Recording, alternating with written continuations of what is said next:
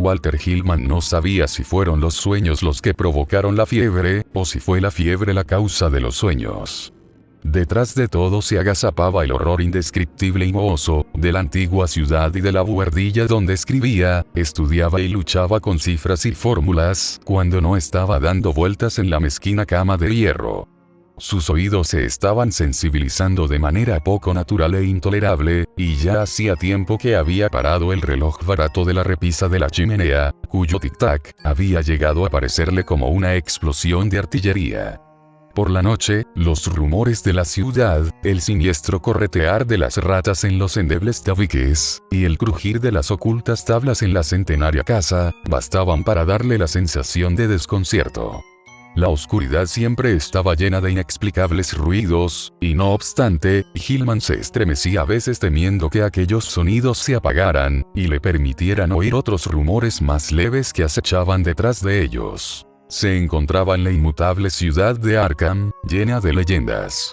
No había lugar más empapado en recuerdos macabros que el desván donde habitaba Hillman, pues, precisamente en esta casa y en este cuarto se había ocultado Casey Mason, cuya fuga de la cárcel de Salem continuaba siendo inexplicable.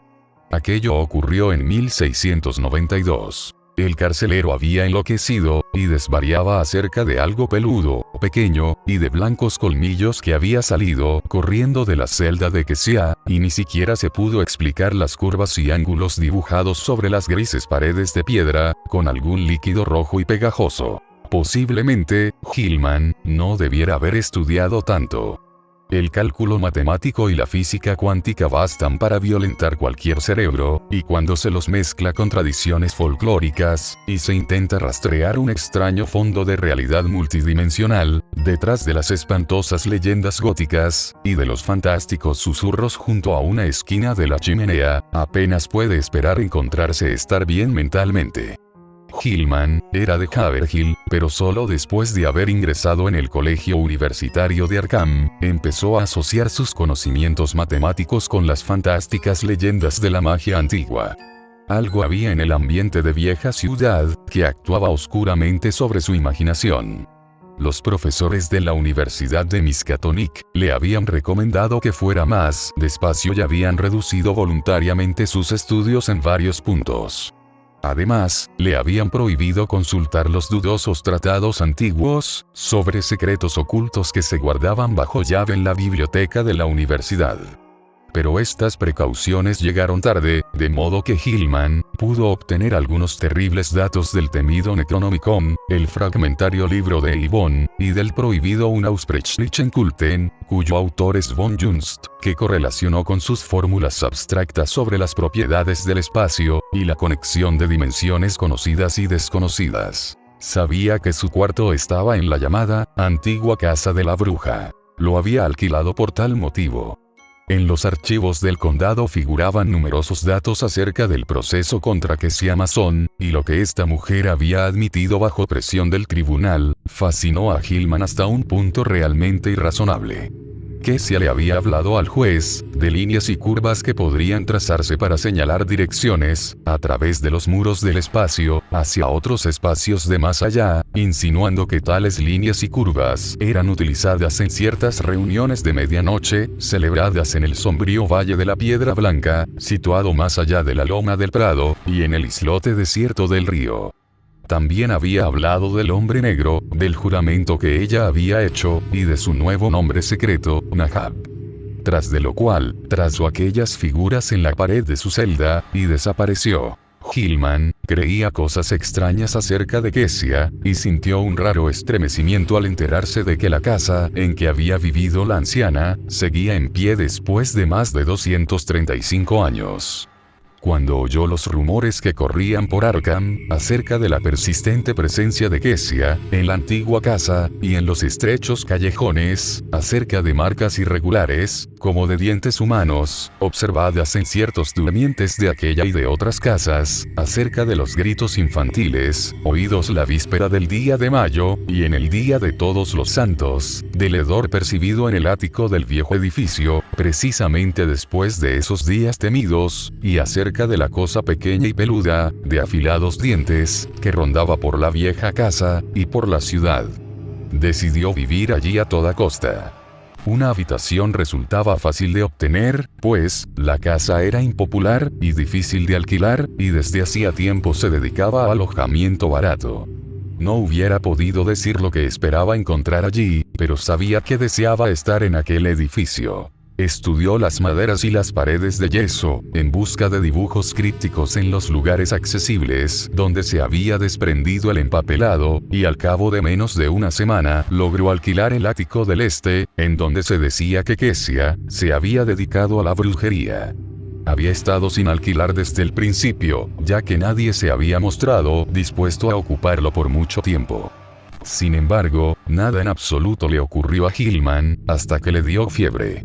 Ninguna Kesia fantasmal merodeó en los sombríos pasillos o en los aposentos, ninguna cosa pequeña y peluda se deslizó al interior del tétrico cuarto para hocicar a Hillman, ni este encontró rastros de los conjuros de la bruja, pese a su constante búsqueda.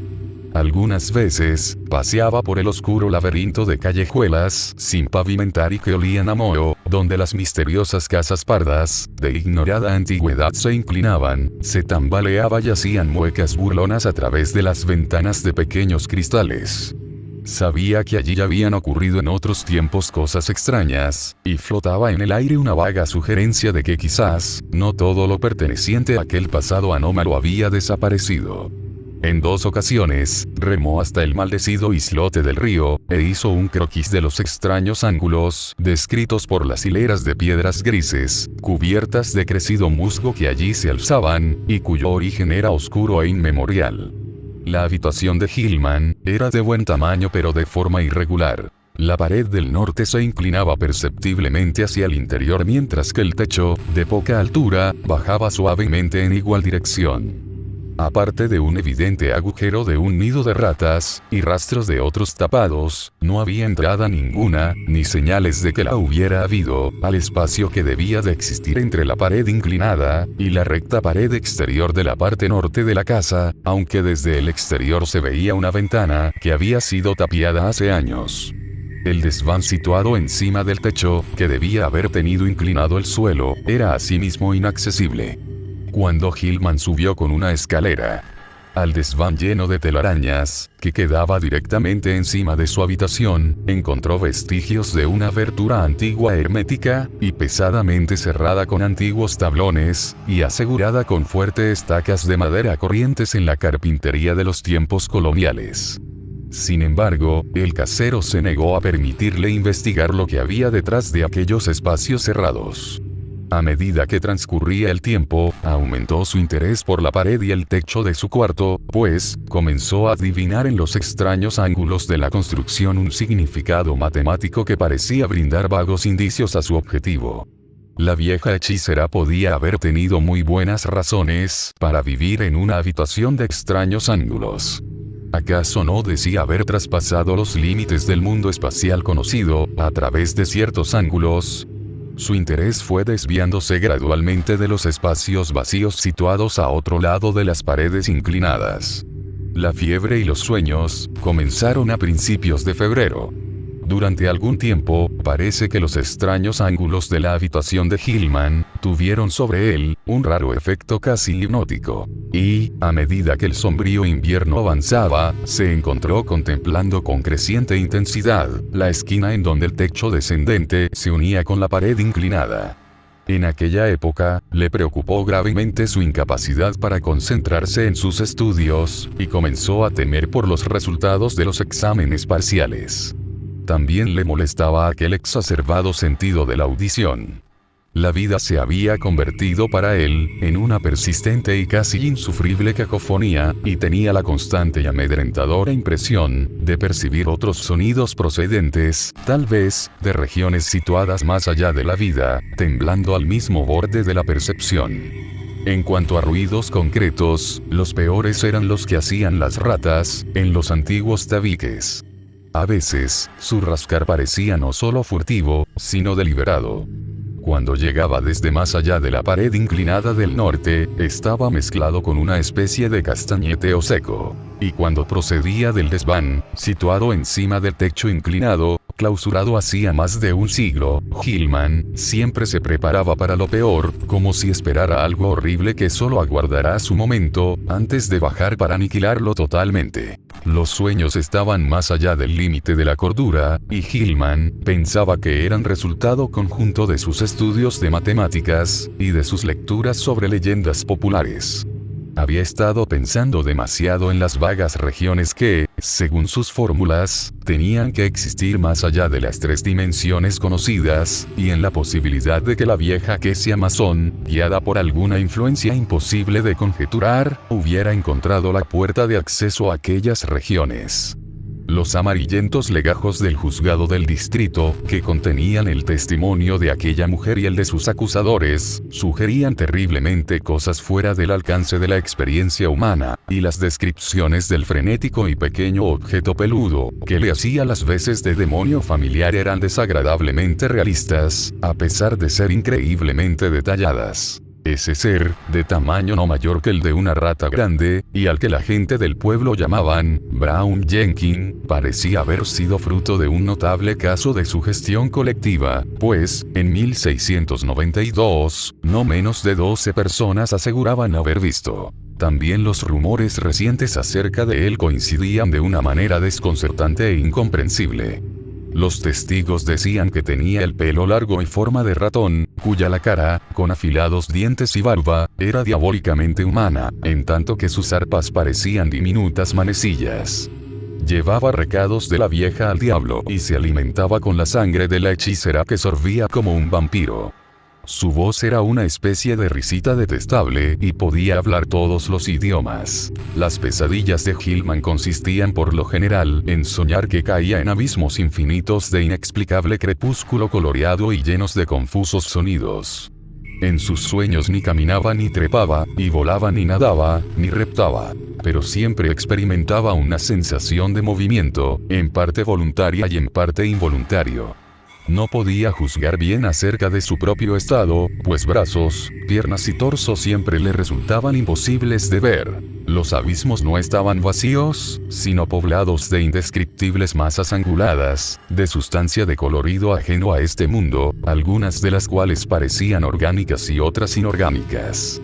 Algunos de los objetos orgánicos tendían a despertar vagos recuerdos dormidos, aunque no podía formarse una idea consciente de lo que burlonamente imitaban o sugerían. Todos los objetos eran completamente indescriptibles, e incluso incomprensibles.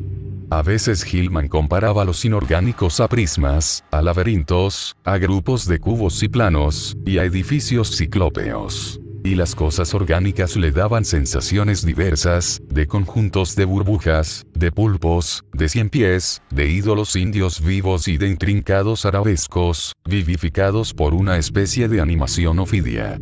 Todo cuanto veía era indescriptiblemente amenazador y terrible, y si uno de los entes orgánicos parecía, por sus movimientos, haberse fijado en él, sentía un terror tan espantoso y horrible que generalmente se despertaba sobresaltado.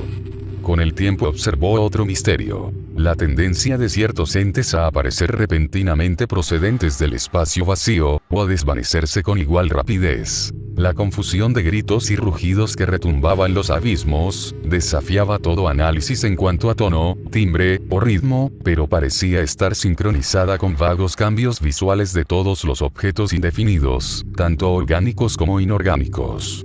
Hillman experimentaba el continuo temor de que pudiera elevarse hasta algún grado insufrible de intensidad durante alguna de sus oscuras e implacables fluctuaciones. Pero no era en estas vorágines de alienación total cuando veía a Brown Jenkins.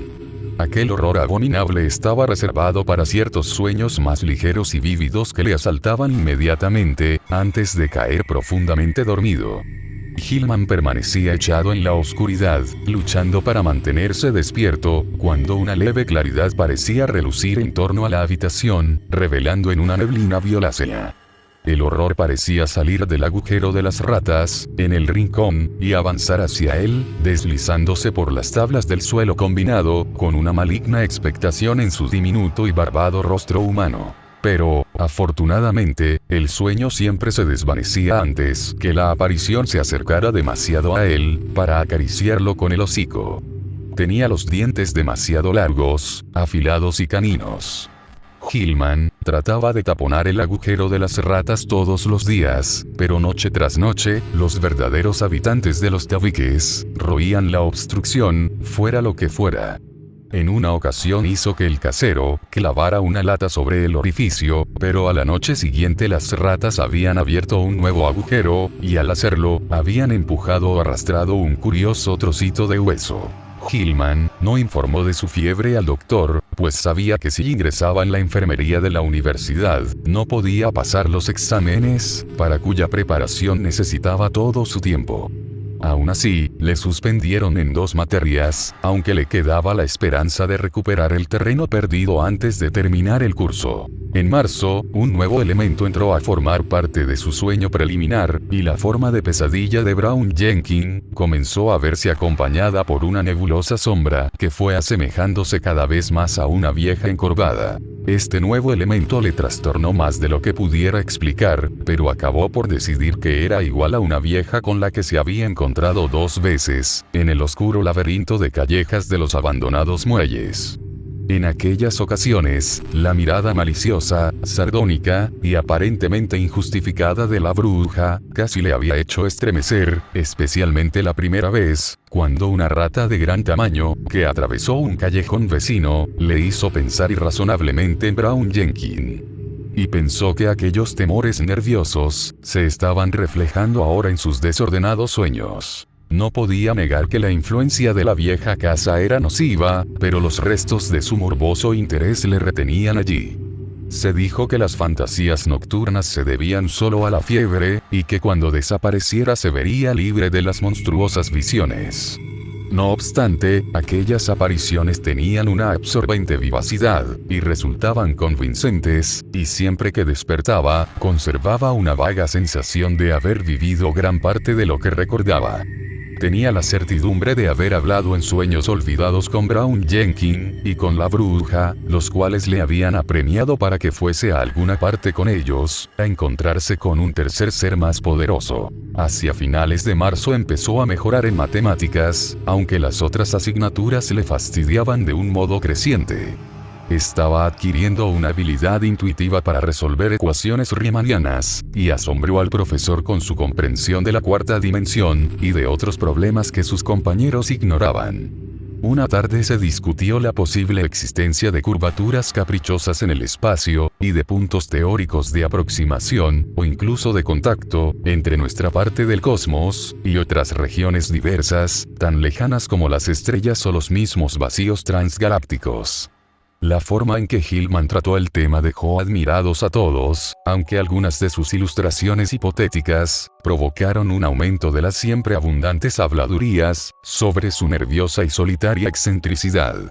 Lo que hizo que los estudiantes sacudieran la cabeza fue su teoría enunciada de que un hombre con conocimientos matemáticos fuera del alcance de la mente humana podía pasar de la Tierra a otro cuerpo celeste que se encontrara en uno de los infinitos puntos de la configuración cósmica. Para ello, dijo, solo serían necesarias 2 etapas. Primero, salir de la esfera tridimensional que conocemos, y segundo, regresar a la esfera de las 3 dimensiones en otro punto, tal vez, infinitamente lejano. Que esto se pudiera hacer sin perder la vida era concebible en muchos casos. Cualquier ser procedente de un lugar del espacio tridimensional, podría sobrevivir probablemente en la 4ª dimensión. Y la supervivencia en la segunda etapa dependería de qué parte extraña del espacio tridimensional eligiera para su reentrada.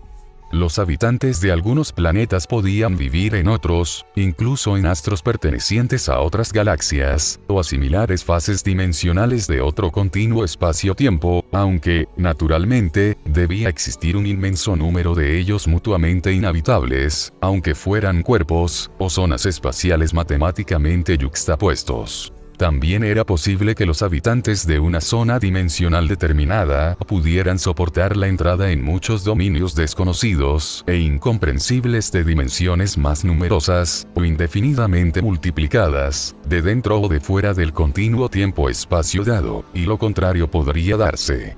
Esto era cuestión de conjetura, aunque se podía estar bastante seguro de que el tipo de mutación, que supondría pasar de un plano dimensional dado al plano inmediatamente superior, no destruiría la integridad biológica tal como la entendemos. Hillman no podía explicar muy claramente las razones que tenía para esta última suposición, pero su vaguedad en este punto quedaba más que compensada por su claridad al tratar otros temas muy complejos.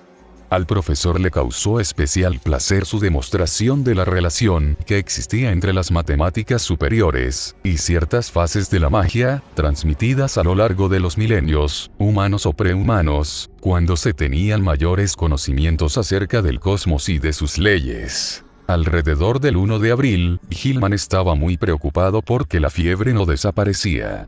También le inquietaba lo que sus compañeros de hospedaje decían acerca de su sonambulismo.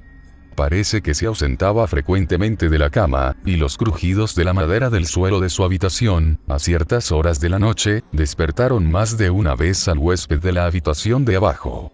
Aquel sujeto habló también del ruido de pies calzados durante la noche. Pero Hillman estaba seguro de que en esto se equivocaba, porque sus zapatos, y también el resto de la ropa, siempre estaban en su sitio por la mañana.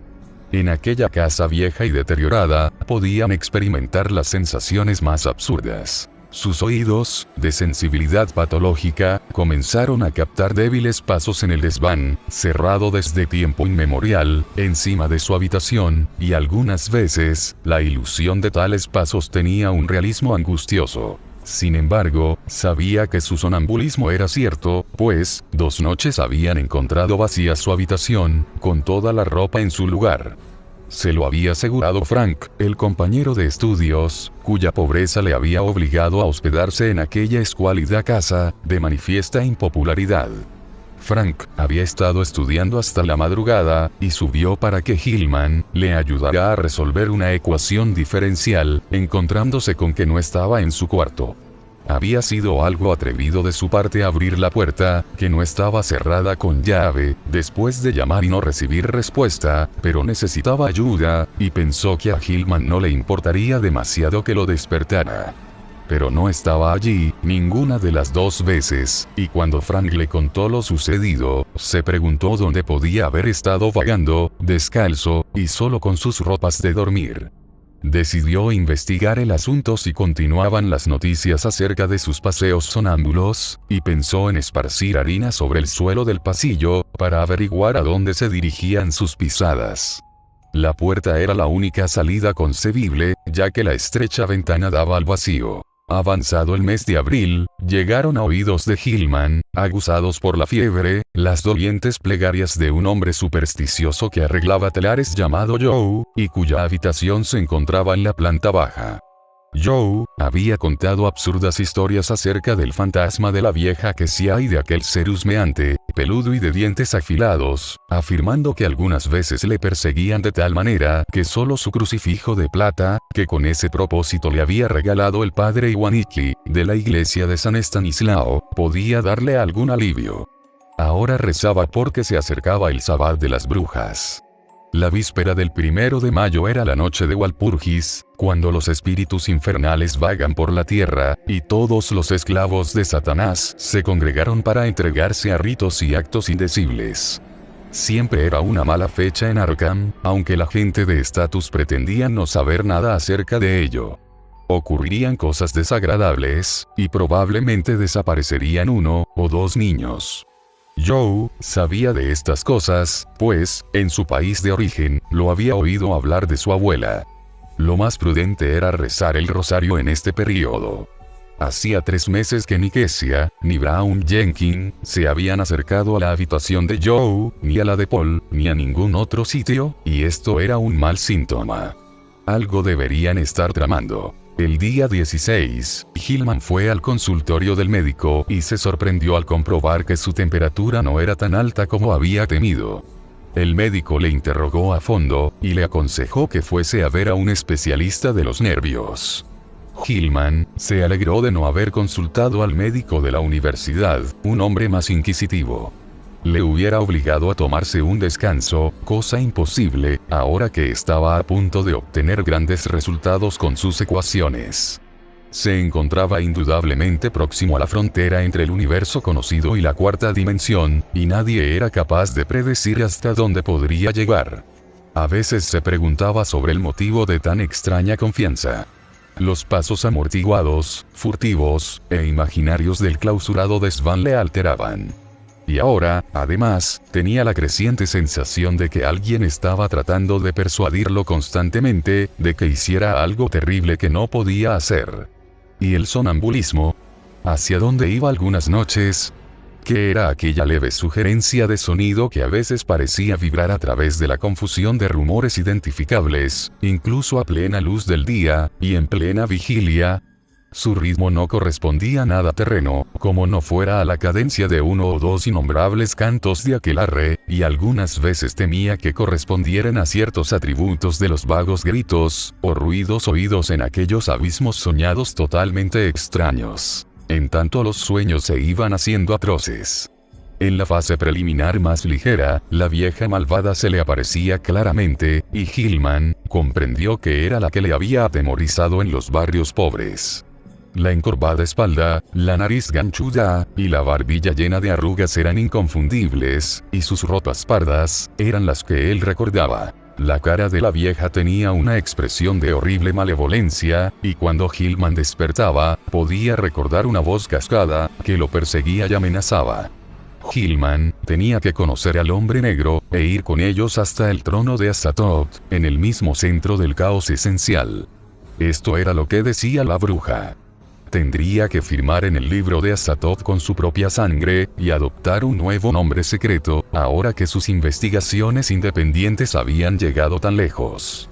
Lo que le impedía ir con ella, y Brown Jenkins, y el otro, al trono del caos, era porque había visto el nombre, Azathoth, en el Necronomicon, y sabía que correspondía a un mal primordial, demasiado horrible para ser descrito. La vieja se materializaba siempre cerca del rincón, donde se unían la pared inclinada y el techo descendente. Parecía cristalizarse en un punto más cercano al techo que al suelo, y cada noche se acercaba un poco más, y era más visible antes de que el sueño se desvaneciera. También Brown Jenkins estaba un poco más cerca del final, y sus colmillos amarillentos relucían odiosamente en la fosforescencia sobrenatural de color violeta. Su repulsiva risita de tono agudo resonaba continuamente en la cabeza de Hillman, y por la mañana, recordaba cómo había pronunciado las palabras, Azathoth. En los sueños más profundos, todas las cosas eran también más visibles, y Hillman tenía la sensación de que los abismos en penumbra crepuscular que le rodeaban, eran los de la cuarta dimensión. Los entes orgánicos, cuyos movimientos parecían inconsecuentes y sin motivo, eran probablemente proyecciones de formas vitales procedentes de nuestro propio planeta, incluidos los seres humanos. Lo que fueran los otros en su propia esfera, o esferas dimensionales, no se atrevía a pensarlo. En la noche del 19 al 20 de abril, sucedió algo nuevo. Hillman estaba moviéndose, medio involuntariamente, por los abismos en penumbra con la masa burbujeante y el pequeño poliedro flotando delante, cuando percibió los ángulos de extraña regularidad que formaban los bordes de unos gigantescos grupos de prismas vecinos. Unos segundos después se hallaba fuera del abismo tembloroso, de pie en una rocosa ladera bañada por una intensa y difusa luz de color verde. Estaba descalzo y en ropa de dormir, y cuando trató de moverse, encontró que apenas podía levantar los pies. Un torbellino de vapor ocultaba todo, menos la pendiente inmediata, y se estremeció al pensar en los sonidos que podían surgir de aquel vapor. Vio entonces dos formas que se le acercaban, arrastrándose con gran dificultad: la vieja y la pequeña cosa peluda. La bruja se puso trabajosamente de rodillas, y consiguió cruzar los brazos de singular manera, en tanto que Brown Jenkins señalaba en cierta dirección con una zarpa horriblemente antropoide, que levantó con evidente dificultad. Movido por un impulso involuntario, Hillman se arrastró en la dirección señalada por el ángulo que formaban los brazos de la bruja y la diminuta garra del diabólico engendro, y antes de dar 3 pasos arrastrando los pies, se encontró nuevamente en los ensombrecidos abismos. Bullían a su alrededor formas geométricas, y se cayó, interminablemente, para acabar despertando en su lecho, en la buhardilla demencialmente inclinada, de la vieja casa embrujada. Por la mañana, se sintió sin fuerzas para nada, y no asistió a ninguna de las clases. Alguna desconocida atracción, dirigía su vista en una dirección, al parecer, incongruente. Pues no podía evitar el mirar fijamente a cierto punto vacío del suelo. Según fue avanzando el día, su mirada sin vista cambió de situación, y para el mediodía había dominado el impulso de contemplar el vacío. A eso de las 2, salió a comer, y mientras recorría las angostas callejuelas de la ciudad, se encontró girando siempre hacia el sudeste.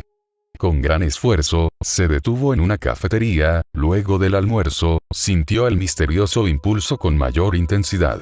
Tendría que consultar a un especialista de los nervios después de todo, tal vez aquello estuviera relacionado con su sonambulismo, pero mientras tanto podría intentar al menos, romper por sí mismo el morboso encantamiento. Él era capaz, aún, de resistir el misterioso impulso, de modo que se dirigió muy decidido hacia el norte, por la calle Garrison.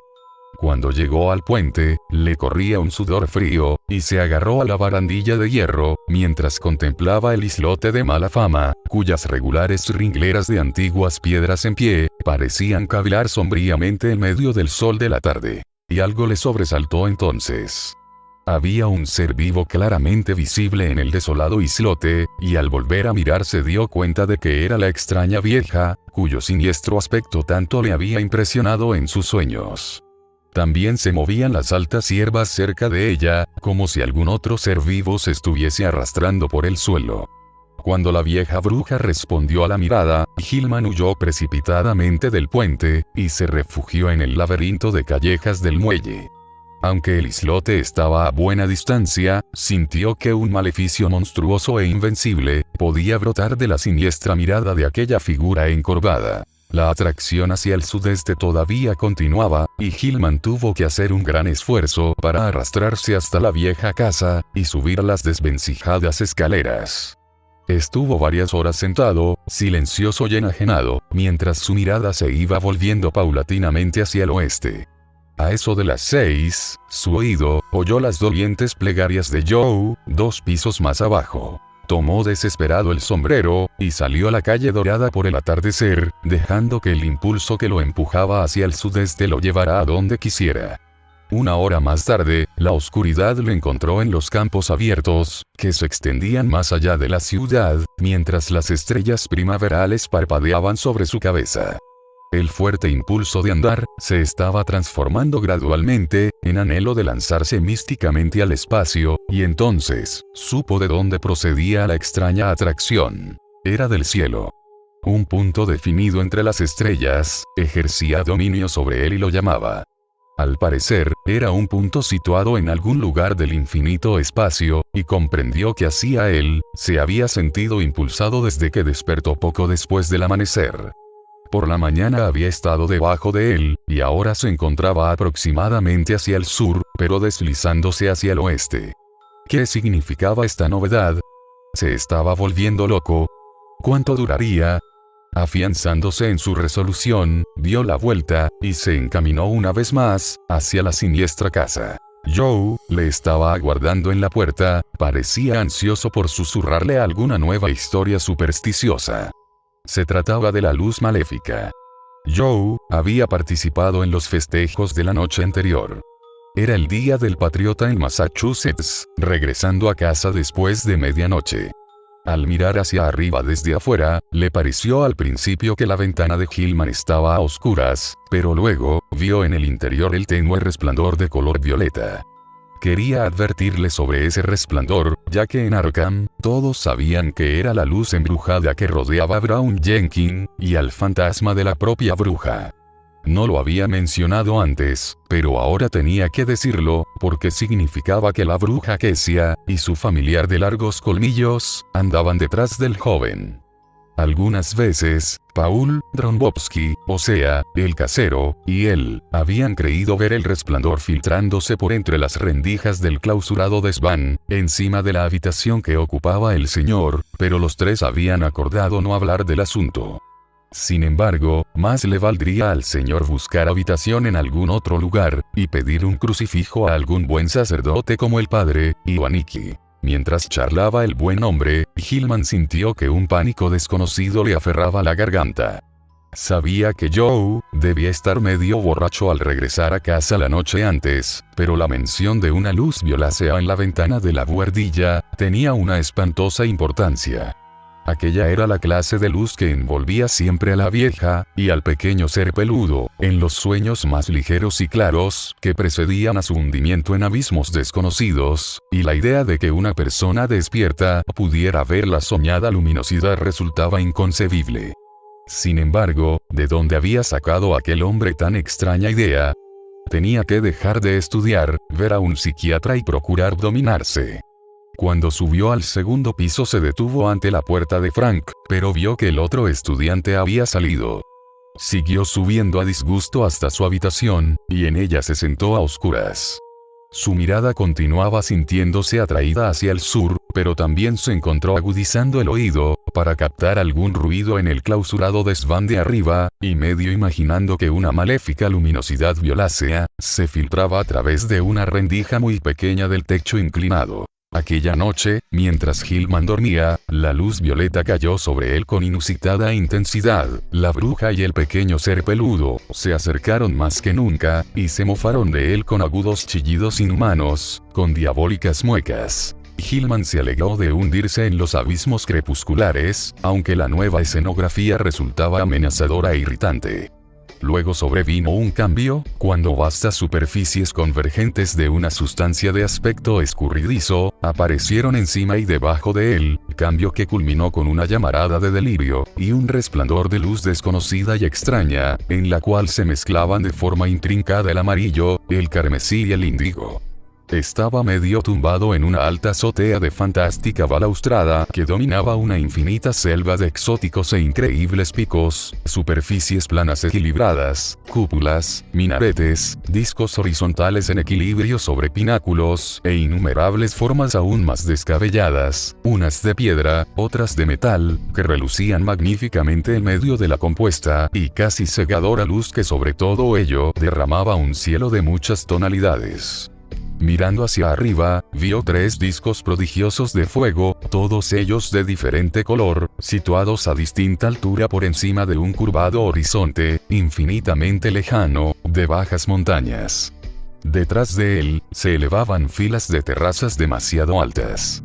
La ciudad se extendía a sus pies, hasta donde alcanzaba la vista, y Hillman deseó que ningún sonido brotara de ella. El suelo del cual se levantó fácilmente era de una piedra veteada y bruñida, que no pudo identificar, y las baldosas estaban cortadas en formas caprichosas, que más que asimétricas, le parecieron estar basadas en alguna simetría irracional, cuyas leyes era incapaz de entender. La balaustrada le llegaba hasta el pecho y estaba delicada y fantásticamente forjada y, a lo largo del barandal, se veían intercaladas, de trecho en trecho, pequeñas figuras de grotesca concepción y exquisita talla. Las figuras, lo mismo que la balaustrada, parecían ser de un metal brillante, cuyo color no se podía adivinar en el caos de mezcladas luces, y cuya naturaleza invalidaba todas las conjeturas. Representaban algún objeto acanalado en forma de barril y, con delgados brazos horizontales que salían como radios de rueda de un anillo central y con abultamientos o bulbos, que salían de la cabeza y de la base. Cada uno de estos bulbos era el eje de un sistema de 5 brazos, largos, planos, rematados en triángulos dispuestos alrededor del eje, como los brazos de una estrella de mar, casi horizontales, pero ligeramente curvados, desde el barril central. La base del bulbo inferior se fundía en el largo barandal con un punto de contacto tan delicado, que varias figuras se habían roto y desprendido. Cuando Hillman se levantó, las losas le dieron una sensación de calor en los pies.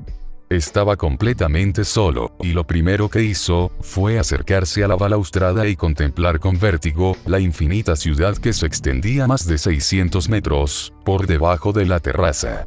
Mientras escuchaba, le pareció que una rítmica confusión de tenues sonidos musicales, que recorrían una amplia escala diatónico ascendía desde las estrechas calles de abajo, y deseó poder ver a los habitantes del lugar.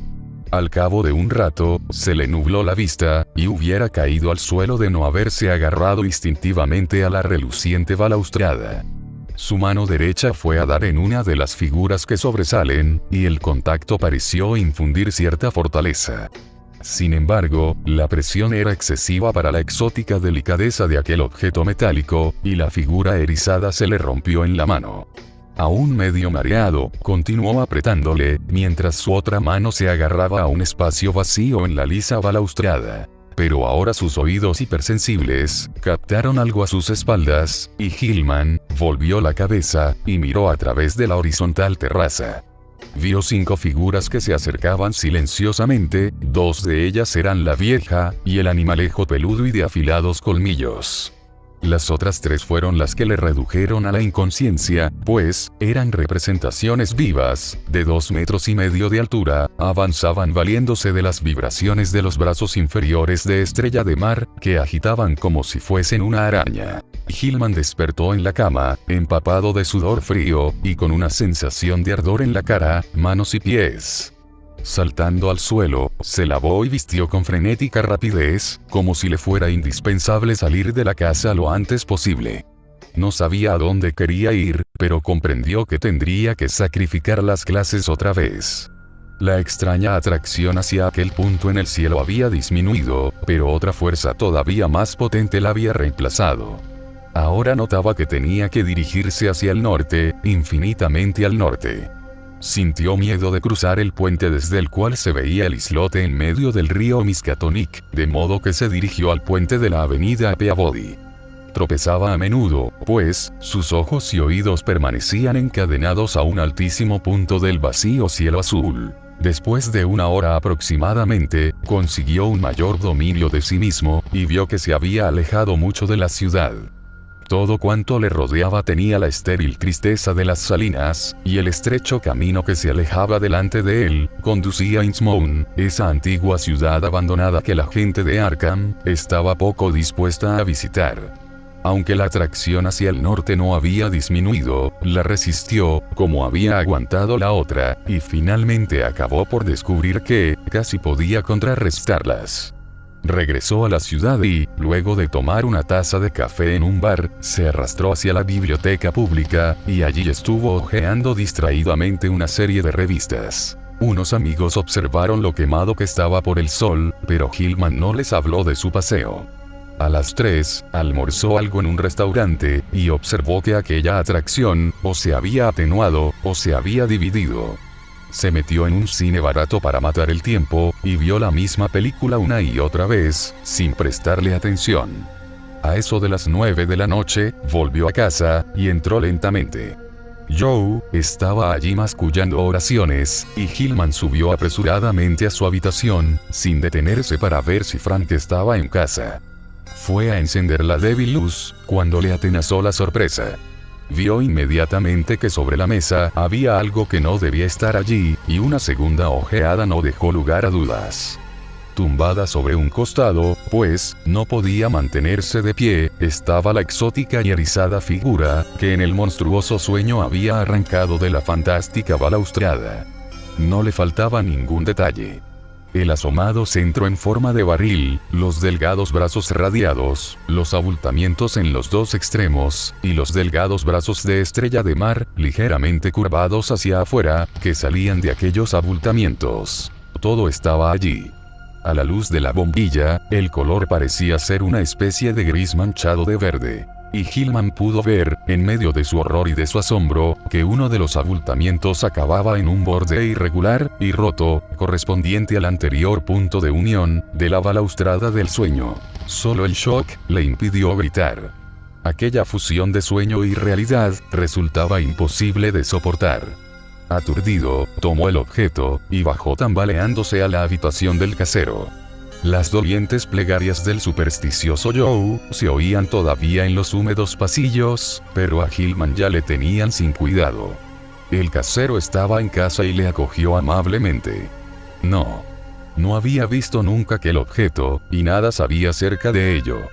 Pero su mujer le había dicho que había encontrado una cosa rara de latón en una de las camas, cuando limpiaba al mediodía, y tal vez fuera aquello. El señor llamó a su mujer, y ella le confirmó. Lo había encontrado en la cama, en la parte más cercana a la pared.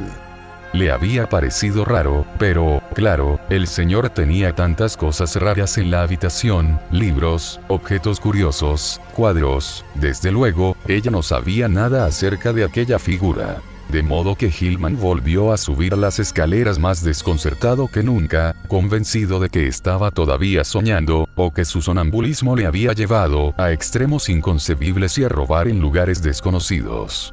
Preguntándose en dónde había tomado aquel extraño objeto. No recordaba haberlo visto en ningún museo de Arkham. Claro, de algún sitio había tenido que salir. Al día siguiente haría algunas cautelosas indagaciones, e iría a consultar al especialista en enfermedades nerviosas. En tanto, trataría de vigilar su sonambulismo. Al subir al piso de arriba y cruzar el pasillo de la buhardilla, esparció en el suelo algo de harina, que había pedido prestada al casero después de explicarle francamente para qué la quería. Entró en su cuarto, puso el aguzado objeto sobre la mesa. Se echó en la cama, completamente agotado mental y físicamente. Desde el hermético desván, le llegó el apagado ruido de uñas y pasos de patas, diminutas, pero se encontraba demasiado cansado para preocuparse por ello. Aquella misteriosa atracción hacia el norte comenzaba de nuevo a ser fuerte, aunque ahora parecía proceder de un lugar del cielo mucho más cercano. A la cegadora luz violeta del sueño, la vieja y el pequeño ser peludo de afilados colmillos se presentaron de nuevo, con mayor claridad que en ninguna ocasión anterior. Esta vez llegaron hasta él, y Hillman sintió que las sucias garras de la bruja le agarraban. Sintió también que le sacaban violentamente de la cama, y le conducían al vacío espacio. Durante un momento, oyó unos rugidos, y vio el amorfo crepúsculo de los abismos difusos que lo rodeaba. Pero el momento fue fugaz, pues, inmediatamente se encontró en un pequeño y descuidado recinto limitado por vigas y tablones sin cepillar, que se elevaban para juntarse en ángulo por encima de él, y formaban un curioso declive bajo sus pies. En el suelo había cajones achatados colmados de libros muy antiguos, en diversos estados de conservación, y en el centro había una mesa y un asiento, al parecer sujetos al suelo. Encima de los cajones había una serie de pequeños objetos de forma y uso desconocidos, y a la brillante luz violeta, Hillman creyó ver un duplicado de la rizada figura que tanto le había intrigado. A la izquierda, el suelo bajaba bruscamente dejando un hueco negro y triangular, del cual surgió, tras un segundo de secos ruidos, el odioso ser peludo de amarillentos colmillos y barbado rostro humano. La bruja, con una horrible mueca, todavía le tenía agarrado, y al otro lado de la mesa estaba en pie una figura que Hillman no había visto nunca, un hombre alto y delgado, de piel negrísima, aunque sin el menor rasgo negroide en sus facciones, completamente desprovisto de pelo o barba, y que, como única indumentaria llevaba una túnica informe, de pesada tela negra. No se le veían los pies a causa de la mesa y el banco, pero debía de ir calzado, pues cuando se movía, se oía ruido como de zapatos. No hablaba, ni había expresión alguna en su rostro. Únicamente señaló un libro de gran tamaño que estaba abierto sobre la mesa, en tanto que la bruja le ponía a Hillman, en la mano derecha una inmensa pluma de ave color gris. Se respiraba un clima de miedo aterrador, y se llegó a la culminación cuando el ser peludo trepó hasta el hombro de Hillman, agarrándose a sus ropas, descendió por su brazo izquierdo y finalmente hundió sus colmillos en la muñeca, justo por debajo del puño de la camisa. Cuando brotó la sangre, se desmayó. Despertó el día 22, con la muñeca izquierda dolorida, y vio que el puño de la camisa estaba manchado de sangre seca. Sus recuerdos eran muy confusos, pero la escena del hombre negro en el espacio desconocido permanecía muy clara en su memoria. Supuso que las ratas le habían mordido mientras dormía, provocando el desenlace del terrible sueño. Abrió la puerta, y vio que la harina que había esparcido sobre el suelo del pasillo estaba intacta, exceptuando las enormes pisadas del hombre que se hospedaba en el otro extremo de la casa. De modo que esta vez no había andado en sueños. Pero algo tenía que hacer, para acabar con las ratas. Hablaría con el dueño. Una vez más, trató de tapar el agujero de la parte baja de la pared inclinada, metiendo a presión una vela, que parecía tener el tamaño indicado. Le zumbaban los oídos terriblemente, como con el eco de algún espantoso ruido, percibido en sueños. Mientras se bañaba, y cambiaba de ropa, trató de recordar qué había soñado después de la escena que vio en el espacio iluminado de Violeta, pero en su mente no cristalizó nada concreto. La escena debía haber correspondido al desván clausurado de arriba, que tan violentamente había comenzado a obsesionarse, pero las impresiones posteriores eran débiles y confusas. Cuando se lavó la sangre de la muñeca, comprobó que la herida era muy leve, y Hillman sintió curiosidad por la posición de los dos diminutos pinchazos.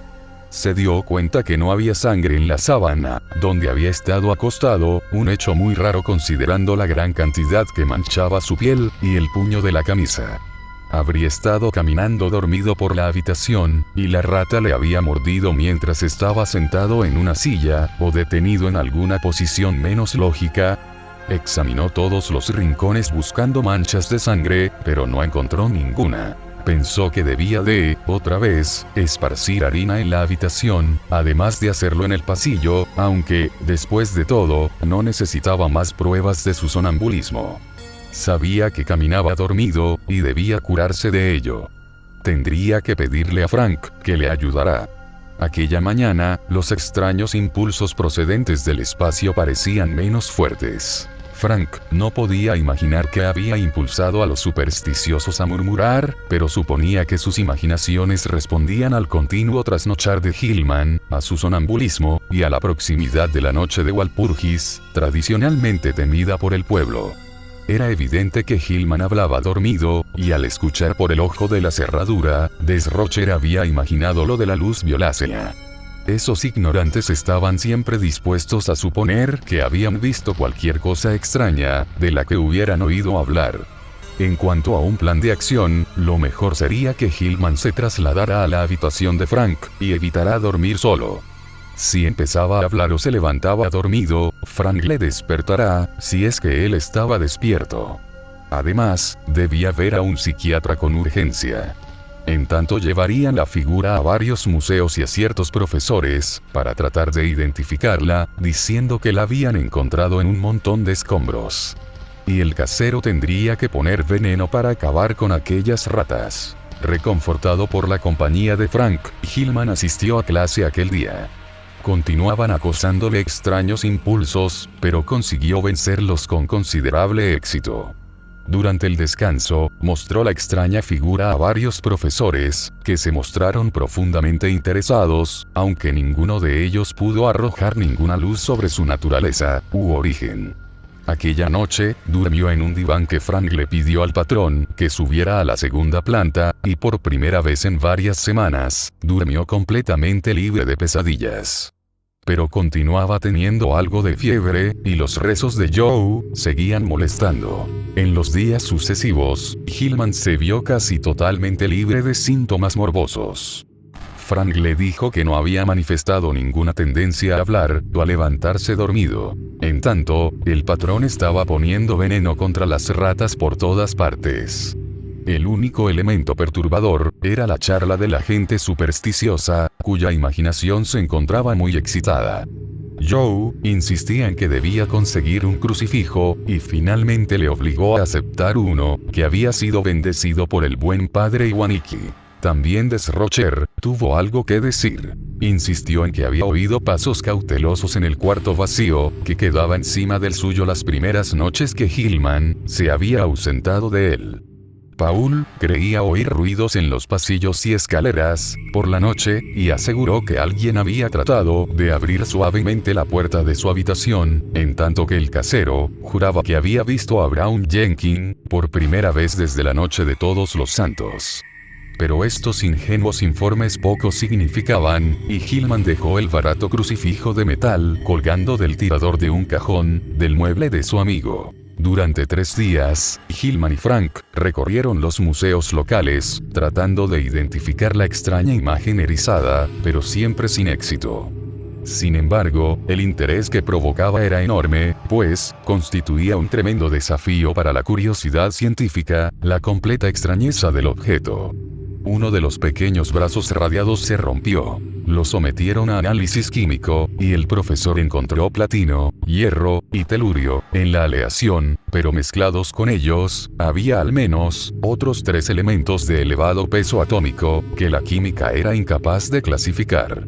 No solamente no correspondían a ningún elemento conocido, sino que ni siquiera encajaban en los lugares reservados, para probables elementos en el sistema periódico. El misterio sigue hoy sin resolver, aunque la figura está expuesta en el Museo de la Universidad Miskatonic. En la mañana del 27 de abril, apareció un nuevo agujero hecho por las ratas en la habitación en que se hospedaba Hillman, pero Dombrowski lo tapó durante el día. El veneno no estaba produciendo mucho efecto, pues, se continuaban oyendo carreras y rasgueos en el interior de las paredes. Frank volvió tarde aquella noche, y Hillman se quedó levantado esperándolo. No quería dormir solo en una habitación, especialmente porque al atardecer, le había parecido ver a la repulsiva vieja, cuya imagen se había trasladado de manera tan horrible a sus sueños. Se preguntó quién sería, y qué habría estado cerca de ella golpeando una lata en un montón de basura que había a la entrada de un patio miserable. La bruja pareció verle y dedicarle una maliciosa mueca, aunque esto quizá fue cosa de su imaginación. Al día siguiente, los dos muchachos estaban muy cansados, y comprendieron que dormirían como troncos cuando llegara la noche. Por la tarde hablaron de los estudios matemáticos que tan completa, y quizá, perjudicialmente, habían absorbido a Hillman, y especularon acerca de su conexión con la antigua magia, y con el folclore, cosa que parecía oscuramente probable. Hablaron de la bruja Kessia Mason, y Frank pensó en que Hillman tenía buenas razones científicas para pensar que la vieja podía haber tropezado casualmente con conocimientos extraños e importantes. Los cultos secretos a que se entregaban estas hechiceras guardaban, y transmitían frecuentemente, secretos sorprendentes desde antiguas y olvidadas épocas. Y no era de ninguna manera imposible que Kessia hubiera dominado el arte de atravesar los muros dimensionales. La tradición subraya la inutilidad de las barreras materiales para detener los movimientos de una bruja, y, ¿quién puede decir que hay en el fondo de las antiguas leyendas, que hablan de viajes a lomos de una escoba a través de la noche? Faltaba por ver si un estudiante moderno podía adquirir poderes similares, tan solo mediante investigaciones matemáticas. Conseguirlo, según Hillman, podía conducir a situaciones peligrosas e inconcebibles, pues, ¿quién podría predecir las condiciones imperantes en una dimensión adyacente, pero normalmente inalcanzable? Por otra parte, las posibilidades pintorescas eran enormes. El tiempo podría no existir en ciertas franjas del espacio, y al entrar y permanecer en ellas, se podría conservar la vida y la edad indefinidamente, sin padecer jamás metabolismo o deterioro orgánico, excepto en cantidades insignificantes y como resultado de las visitas al propio planeta o a otros similares. Por ejemplo, se podría pasar a una dimensión sin tiempo, y volver de ella, tan joven como antes, en un periodo remoto de la historia de la Tierra. Resultaba imposible conjeturar si alguien había intentado conseguirlo. Las leyendas son vagas y ambiguas, y en épocas históricas todas las tentativas de cruzar espacios prohibidos parecen estar mezcladas a extrañas y terribles alianzas con seres y mensajeros del exterior. Existía la figura inmemorial del delegado, o mensajero de poderes ocultos y terribles, el hombre negro de los aquelarres.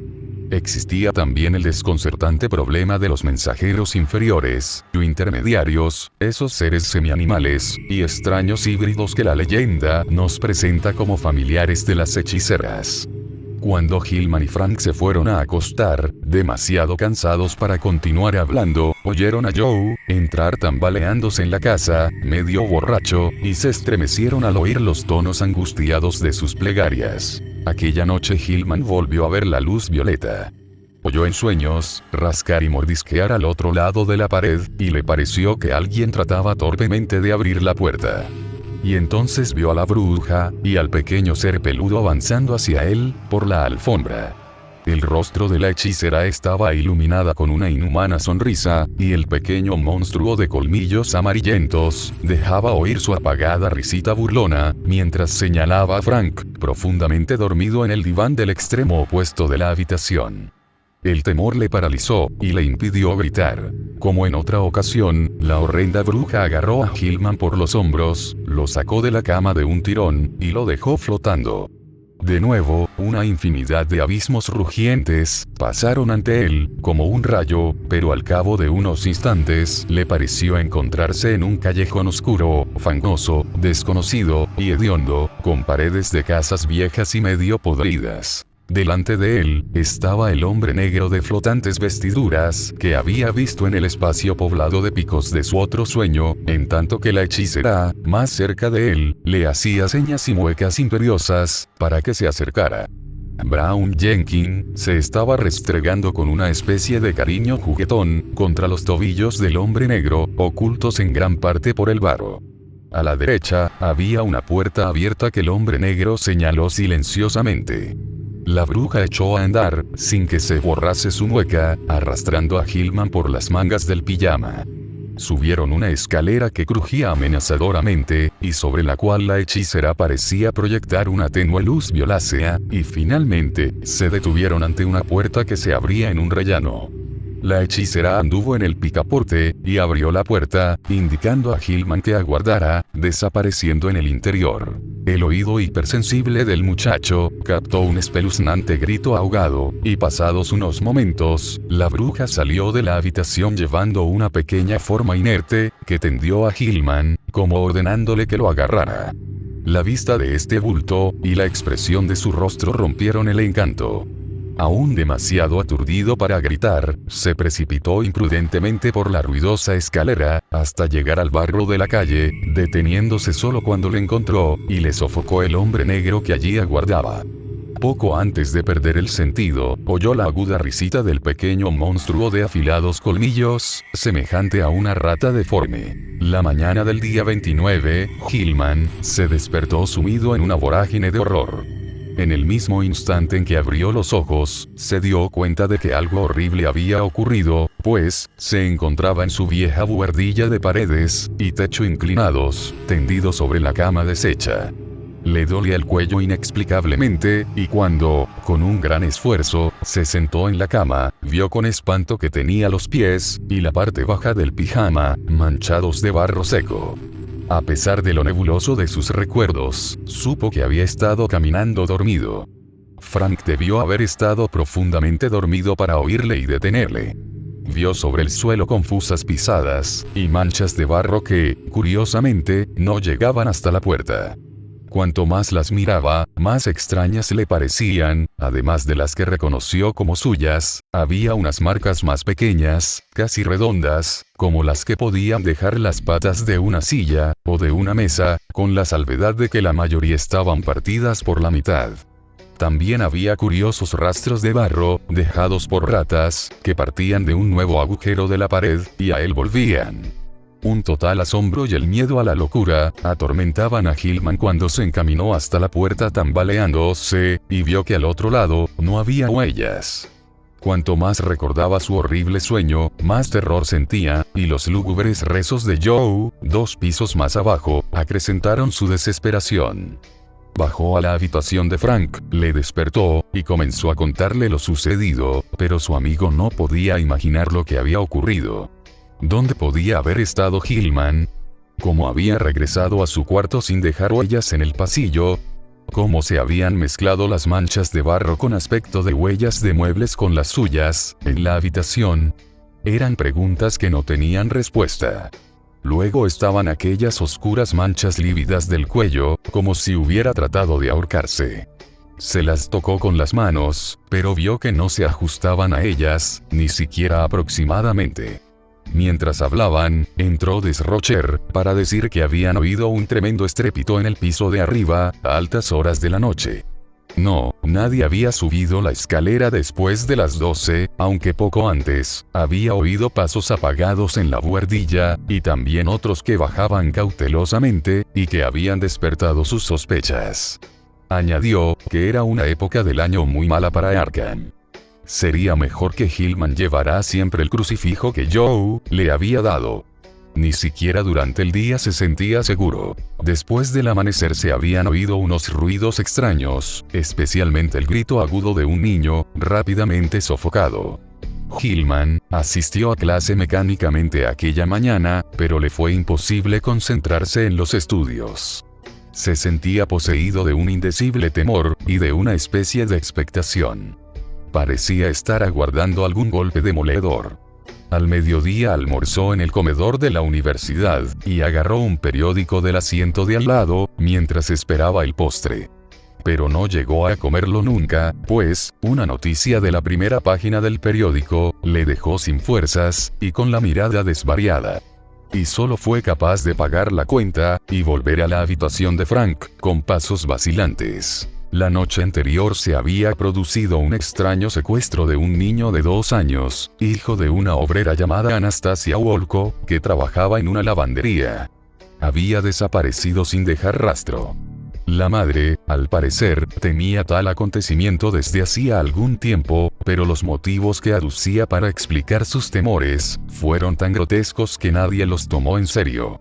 Dijo que había visto a Brown Jenkins rondando su casa de vez en cuando, desde principios de marzo, y que sabía, por sus muecas y risas, que su pequeño hijo estaba señalado para el sacrificio en el aquelarre de la noche de Walpurgis.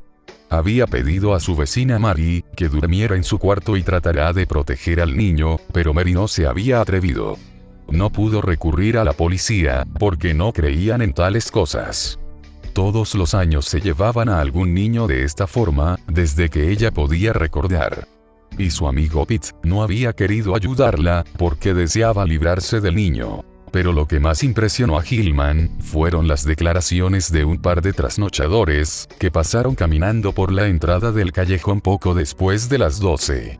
Reconocieron que estaban bebidos, pero ambos aseguraron haber visto a 3 personas vestidas de manera estrafalaria entrando en el callejón.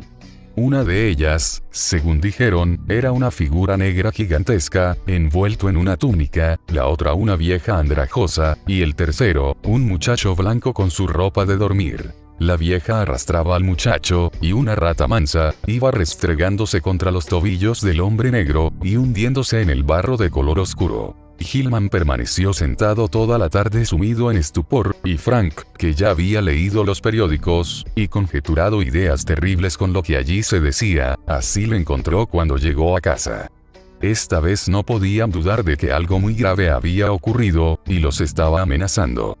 Entre los fantasmas de las pesadillas y las realidades del mundo objetivo, se estaba cristalizando una monstruosa e inconcebible relación, y solamente una intensísima vigilancia podría evitar acontecimientos todavía más horrorosos. Hillman tenía que consultar a un psiquiatra, antes o después, pero no precisamente ahora, cuando todos los periódicos se ocupaban del rapto. Lo que había sucedido era muy enigmático, y por el momento, tanto Hillman como Frank suponían en voz baja las cosas más descabelladas. ¿Acaso Hillman había conseguido inconscientemente un éxito mayor del que suponía, con sus estudios sobre el espacio y sus dimensiones? ¿Había salido realmente de nuestro entorno terrestre, para llegar a lugares no adivinados e inimaginables? ¿En dónde había estado, si es que había estado en algún sitio, aquellas noches de demoníaco extrañamiento? Preguntaba en su mente. Los abismos en penumbra resonando con sonidos terribles, la loma verde, la terraza abrasadora, la atracción de las estrellas, el negro torbellino final, el hombre negro, el callejón embarrado y la escalera, la vieja bruja, y el horror peludo de afilados colmillos, los grupos de burbujas, y el pequeño poliedro, el extraño tostado de su piel, la herida de la muñeca, la imagen inexplicada, los pies manchados de barro, las señales en el cuello, las leyendas, y temor de la gente. ¿Qué significaba todo aquello? ¿Hasta qué punto podrían aplicarse a un caso semejante las leyes de la cordura? Ninguno de los dos pudo conciliar el sueño aquella noche, pero al día siguiente no fueron a clase, y estuvieron dormitando durante horas. Eso fue el 30 de abril. Con el crepúsculo llegaría la diabólica hora del aquelarre, que todas las personas temían. Joe regresó a casa a las 6 de la tarde, con la noticia de que la gente susurraba en el molino, que el aquelarre tendría lugar en el oscuro barranco, al otro lado del puente, donde se levanta la antigua piedra blanca, en un paraje extrañamente desprovisto de toda vegetación. Algunos habían informado a la policía, aconsejando que buscaran allí al desaparecido niño de Wolco, aunque no creían que se hiciera nada. Joe insistió en que el joven estudiante no dejará de llevar el crucifijo que colgaba de la cadena de níquel, y Hillman le obedeció para complacer, dejando que le prendiera por debajo de la camisa. Avanzada la noche, los dos muchachos estaban sentados medio dormidos en sus sillas, arrullados por los rezos en el piso de abajo. Hillman escuchaba, a la par que cabeceaba, y sus oídos, sobrenaturalmente agudizados, parecían esforzarse en captar algún sutil y temido murmullo, casi apagado por los ruidos de la vieja casa. Recuerdos malsanos de cosas leídas en el Necronomicon y en el libro negro brotaron en su mente, y se encontró balanceándose, ajustando los movimientos a condenados ritmos, supuestamente pertenecientes a las más grotescas ceremonias del aquelarre, cuyo origen se decía se remontaba a tiempos lejanos y a un espacio ajenos a los nuestros. Al cabo de un rato, se dio cuenta de que estaba tratando de escuchar los infernales cánticos de los celebrantes, en el distante y tenebroso valle. ¿Cómo sabía él tanto acerca de la cuestión? Vio que Frank se había quedado dormido, y trató de llamarle para que despertara. Pero algo le cerró la garganta.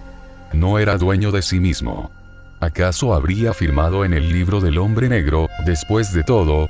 Pensó. Y, entonces, su febril y anormal sentido del oído, captó las lejanas notas llegadas en alas del viento. A través de millas de colinas, de prados, y de callejones, llegaron hasta él, y las reconoció pese a todo. La hoguera ya estaría encendida, y los danzarines dispuestos a iniciar el baile. ¿Cómo evitar el marchar hacia allí? ¿En qué red había caído? Las matemáticas, las leyendas, la casa, la vieja Kesia, Brown Jenkins. Y ahora advirtió que había un agujero recién abierto por las ratas en la pared, cerca de su diván. Por encima de los distintos cánticos, y de los versículos recitados por Joe, oyó otro ruido. El sonido de algo que escarbaba furtivamente, pero con decisión, en la pared. Temió que fuera a fallar la luz eléctrica. Y entonces, vio la colmilluda y barbuda carita, asomando por el agujero de las ratas, la maldita cara que acabó por darse cuenta de que se parecía sorprendente y burlonamente a la de la hechicera, y oyó el rumor de alguien que andaba en la puerta. Estallaron ante él los abismos oscuros y llenos de gritos, se sintió indefenso en la presa informe de las agrupaciones iridiscentes de burbujas. Ante él, corría velozmente el pequeño poliedro caleidoscópico, y en todo el vacío envuelto en turbulencia, se percibió un aumento y una aceleración de la vaga configuración tónica, que parecía presagiar un clímax indecible e inaguantable. Le pareció saber lo que iba a ocurrir. La monstruosa explosión del ritmo de Walpurgis, en cuyo cósmico timbre se concentraron todos los torbellinos primitivos y postreros del espacio-tiempo, que yacen más allá de las masas de materia, y algunas veces trascienden en medidas reverberaciones, y penetran levemente todos los niveles de entidad, dando un espantable significado en todos los mundos a ciertos temidos periodos. Pero todo se desvaneció en un segundo. Ahora estaba otra vez en el espacio angosto y picudo, bañado por una luz violácea, con el suelo inclinado, las cajas de libros, el banco, y la mesa, los extraños objetos, y el abismo triangular a cada lado. Sobre la mesa había una figura blanca y pequeña, la figura de un niño desnudo e inconsciente, y al otro lado estaba la monstruosa vieja de horrible expresión, con un brillante cuchillo de grotesco mango en la mano derecha, y un cuenco de metal de color claro, de extrañas proporciones, curiosos dibujos cincelados, y delicadas asas laterales, en la izquierda. Entonaba alguna especie de cántico ritual en una lengua que Hillman no pudo entender. A medida que la escena se aclaraba, Hillman vio a la hechicera inclinarse hacia adelante y extender el bol vacío a través de la mesa. Incapaz de dominar sus emociones, Hillman alargó los brazos, tomó el cuenco con ambas manos, y advirtió al hacerlo que pesaba poco. En el mismo momento, el repulsivo Brown Jenkins trepó sobre el borde del triangular vacío negro de la izquierda. La bruja le hizo señas a Hillman de que mantuviera el cuenco en determinada posición, mientras ella alzaba el enorme y grotesco cuchillo, hasta donde se lo permitió su mano derecha sobre la pequeña víctima. El ser peludo de afilados colmillos continuó el desconocido ritual, riendo entre dientes, en tanto que la bruja mascullaba repulsivas respuestas. Hillman sintió que un profundo asco dominaba su parálisis mental y emotiva, y que el cuenco de liviano metal le temblaba en las manos. Un segundo más tarde, el rápido descenso del cuchillo rompía el encantamiento, y Hillman dejaba caer el cuenco con ruido semejante al tañido de una campana, en tanto que sus dos manos se agitaban frenéticamente para detener la horrible escena. En un instante, llegó hasta el borde del piso en declive, rodeando la mesa, y arrancó el cuchillo de las garras de la bruja, arrojándolo por el agujero del angosto abismo triangular. Pero, pasados unos instantes, las garras asesinas se cerraban sobre su cuello, en tanto que la arrugada cara adquiere una expresión de enloquecida furia. Sintió que la cadena del crucifijo barato se le hundía en la carne. La fuerza de la hechicera era completamente sobrehumana, pero mientras ella trataba de estrangular, Hillman se abrió la camisa con esfuerzo, y tirando del símbolo de metal, rompió la cadena, y lo dejó libre. Al ver la cruz, la bruja pareció ser víctima del pánico, y aflojó lo suficiente, como para que Hillman pudiera zafarse de ella. Se liberó de las garras que le atenazaba el cuello, y hubiera arrastrado a la bruja hasta el borde del abismo, si aquellas garras no hubieran recobrado nuevas fuerzas, para cerrarse de nuevo sobre su cuello. Esta vez Hillman decidió responder de igual manera, y agarró la garganta de la hechicera con sus propias manos. Antes que ella pudiera darse cuenta de lo que él hacía, le rodeó su cuello con la cadena del crucifijo, y un momento después, apretó lo suficiente hasta cortarle la respiración. Cuando ya se agotaba la resistencia de la hechicera, Hillman notó que algo le mordía en el tobillo, y vio que Brown Jenkins había acudido en defensa de su amiga.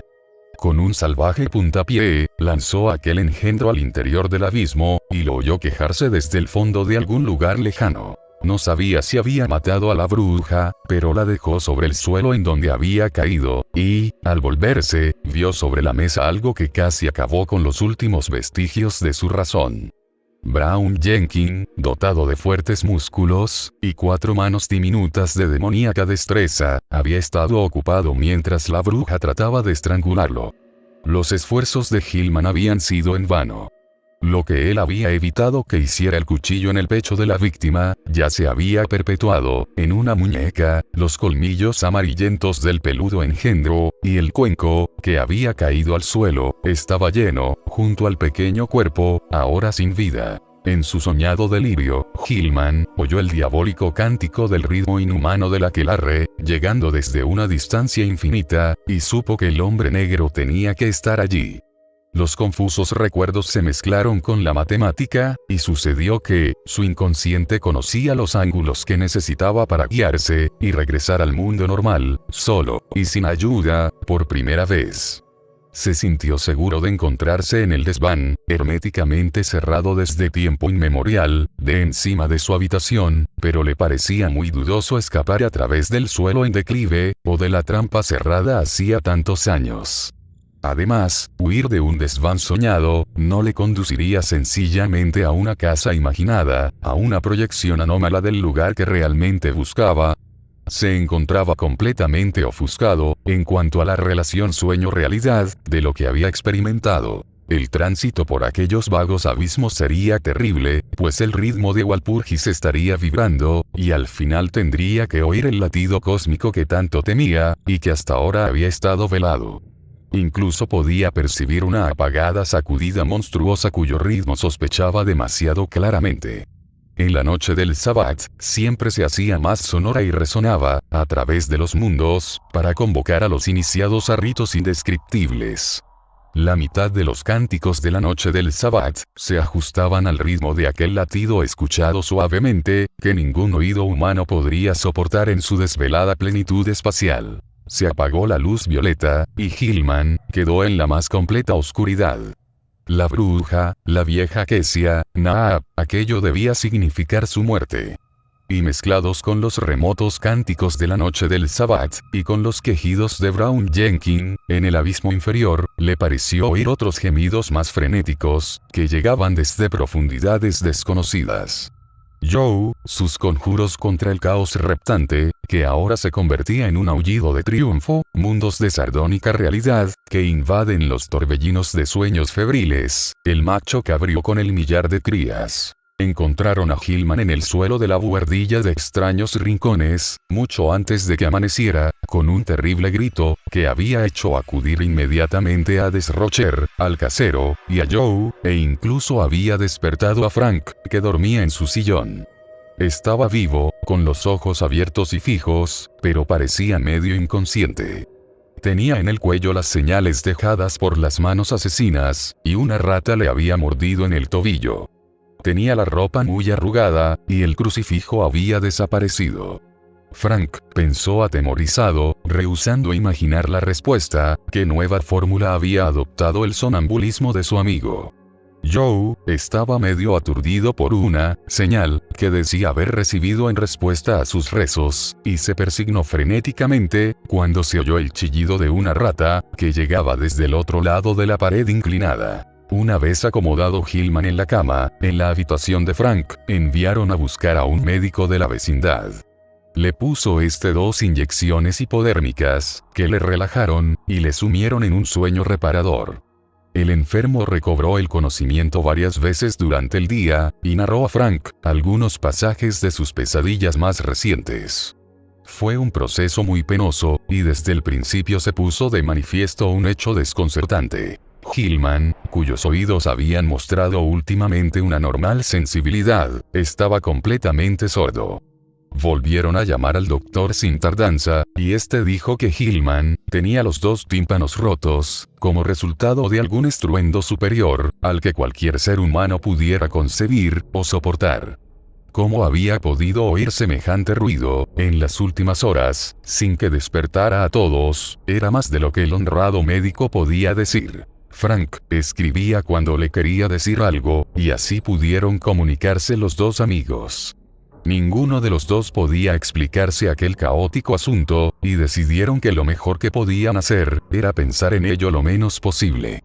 Pero estuvieron de acuerdo en marcharse de aquella maldita casa lo antes posible. Los periódicos de la noche hablaron de una batida, llevada a cabo por la policía, poco antes del amanecer, en un desfiladero más allá del pueblo, donde alborotaban unos curiosos noctámbulos, mencionando que la piedra blanca había sido objeto de supersticiones desde hacía mucho tiempo. No se habían practicado detenciones, pero entre los fugitivos que huyeron, se creyó ver a una figura negra, enorme. No se habían encontrado rastros del niño desaparecido, llamado Ladislas Wolko. El horror que coronó todo, sobrevino aquella misma noche. Frank jamás lo olvidaría, y no pudo volver a clase durante el resto del curso, debido a la crisis nerviosa que sufrió como consecuencia de ello. Le pareció oír a las ratas del otro lado del tabique, durante toda la velada, pero les prestó poca atención. Fue luego, mucho después de que Hillman y él se hubieran acostado, cuando comenzaron los atroces gritos. Frank saltó de la cama, encendió la luz, y se acercó hasta el sofá en que dormía su amigo. Hillman daba gritos de naturaleza realmente inhumana, como si estuviera sometido a una tortura indescriptible. Se retorcía bajo las sábanas, y una gran mancha roja empezaba a extenderse en las mantas. Frank apenas se atrevió a tocarle, pero, poco a poco, fueron disminuyendo los gritos y la agitación.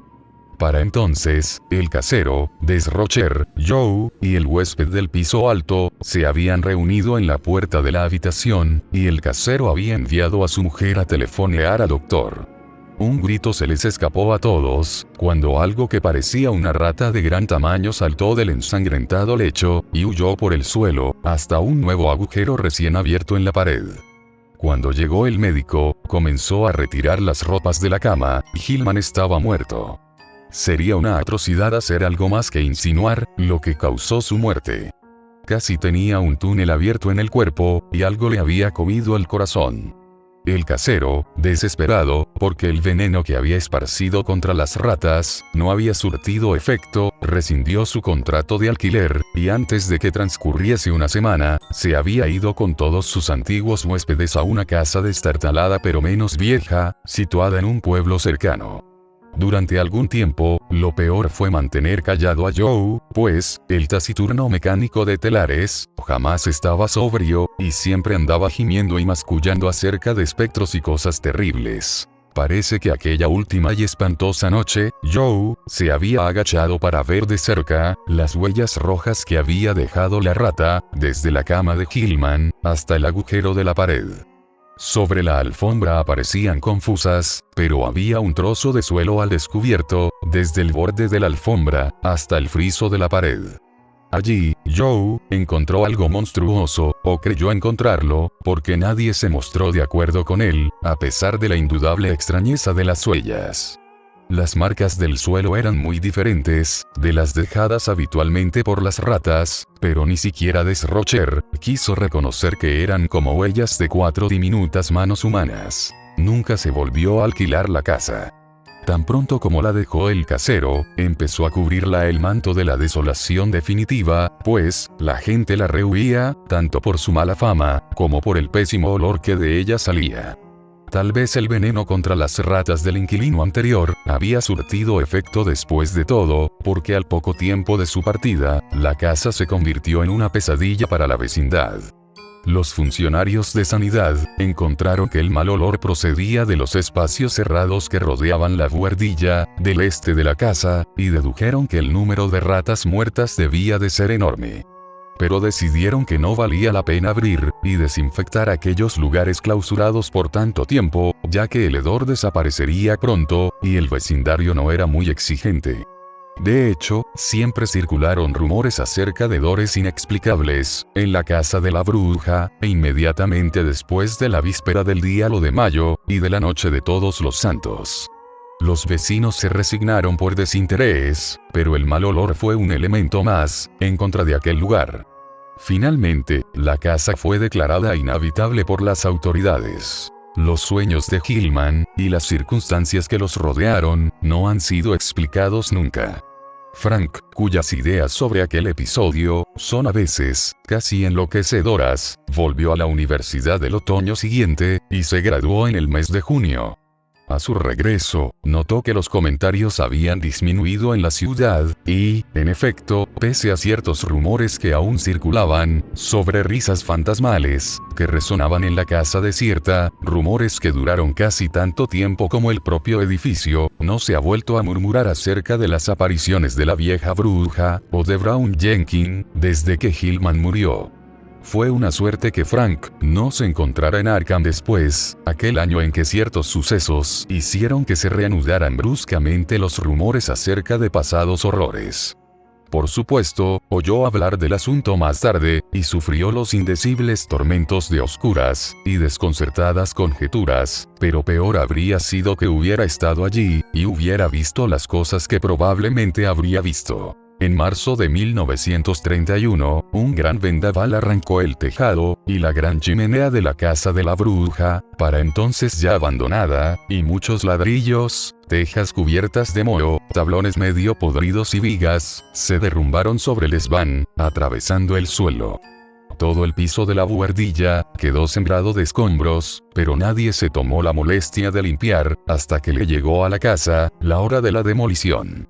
Esto ocurrió en diciembre, y cuando se procedió a limpiar lo que había sido habitación de Hillman, y se encargó esta labor a unos obreros, que se mostraron aprensivos y poco deseosos de hacerla, comenzaron los rumores. Entre los escombros caídos a través del derrumbado techo inclinado, los obreros descubrieron ciertas cosas que les llevaron a interrumpir su trabajo, y llamar a la policía. Esta requirió posteriormente la presencia de un juez de primera instancia, y de varios profesores de la universidad. Había allí huesos, triturados y astillados, pero fácilmente identificables como humanos, huesos, cuya evidente contemporaneidad no encajaba con la remota fecha en que tuvieron que ser introducidos en el desván de bajo techo inclinado, cerrado desde muchísimo tiempo atrás a todo ser humano. El médico forense dictamina que algunos de los huesos corresponden a un niño pequeño, en tanto que otros, que se encontraron mezclados con jirones de tela podrida de color oscuro, pertenecían a una mujer más bien pequeña y de edad avanzada. El cuidadoso examen de los escombros permitió también encontrar gran cantidad de huesos de ratas atrapadas en el derrumbamiento, y otros huesos más antiguos, roídos de tal modo por unos pequeños colmillos, que fueron, y son, aún motivo de controversia y reflexión. Se hallaron también trozos de libros y papeles, y un polvo amarillento, consecuencia de la total desintegración de volúmenes y documentos, todavía más antiguos. Todos los libros y papeles sin excepción, parecían ser de magia negra, en sus formas más avanzadas y respetuosas, y la fecha evidentemente reciente de algunos de ellos, sigue siendo un misterio tan inexplicable como la presencia allí, de huesos humanos. Un misterio todavía mayor es la absoluta homogeneidad de la complicada y arcaica caligrafía, encontrada en una gran diversidad de papeles, cuyo estado y filigrana hacen pensar en diferencias temporales de por lo menos 150 o 200 años. Para algunos, el mayor misterio de todos es la variedad de objetos, completamente inexplicables, encontrados entre los escombros en diverso estado de conservación y deterioro, cuya forma, materiales, manufactura y finalidad no ha sido posible explicar.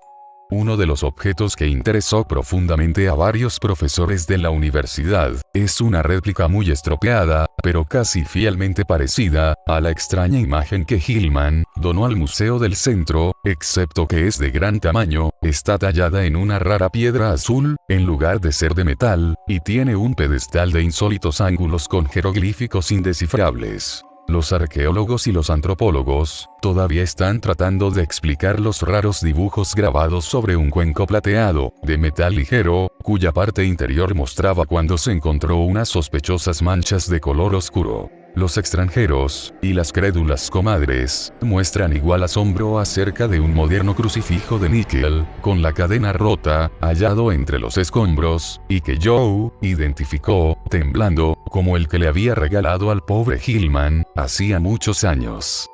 Creen algunos que las ratas arrastraron el crucifijo hasta el desván cerrado, en tanto que otros piensan que debió quedar tirado en algún rincón del cuarto que ocupó Hillman. Y aún hay otros, entre ellos el mismo Joe, que sostienen teorías demasiado descabelladas y fantásticas, para que pueda creerlas ninguna persona sensata. Cuando se derribó la pared inclinada de la habitación de Hillman, se vio que el espacio triangular cerrado que quedaba entre el tabique y el muro norte de la casa, contenía una cantidad muy inferior de escombros, incluso teniendo en cuenta su tamaño, que la propia buhardilla. Pero fue encontrado allí un horrible depósito de materiales de mayor antigüedad, y que dejó a los obreros paralizados de espanto. En pocas palabras, el suelo era un verdadero rosario de huesos infantiles, unos bastante recientes, mientras que otros retroceden en infinita gradación, hasta un periodo tan remoto, que su pulverización era casi total. Sobre esa profunda capa de huesos, descansaba un gran cuchillo de evidente antigüedad, de forma grotesca y exótica, y muy ornado, sobre el cual se habían acumulado los escombros. En medio de esos desechos, embutido entre un tablón caído y un montón de ladrillos de la chimenea, había un objeto destinado a provocar en Arkham mayor perplejidad, disimulado temor y rumores supersticiosos que los que hubiera despertado cualquier otra cosa hallada en la casa maldita. Era el esqueleto, parcialmente aplastado, de una enorme rata enferma, cuyas anomalías anatómicas todavía son tema de discusión entre los miembros del Departamento de Anatomía de la Universidad. Es muy poco lo que ha trascendido acerca de ese esqueleto, pero los obreros que lo descubrieron susurran con voz autorizada acerca de los largos pelos de color castaño oscuro relacionado con él. Los huesos de las diminutas patas, según los rumores, hacen pensar en la capacidad prensil típica de un mono diminuto, más que de una rata, mientras que el pequeño cráneo con sus afilados colmillos de color amarillo, es extraordinariamente anómalo y, visto desde ciertos ángulos, se asemeja a una parodia, degradada de manera monstruosa, y en miniatura, de un cráneo humano. Los obreros se mostraron aterrados cuando encontraron este blasfemo vestigio, pero luego encendieron velas de agradecimiento en la iglesia de San Estanislao, porque pensaron que aquella risita aguda y fantasmal ya nunca se volvería a oír.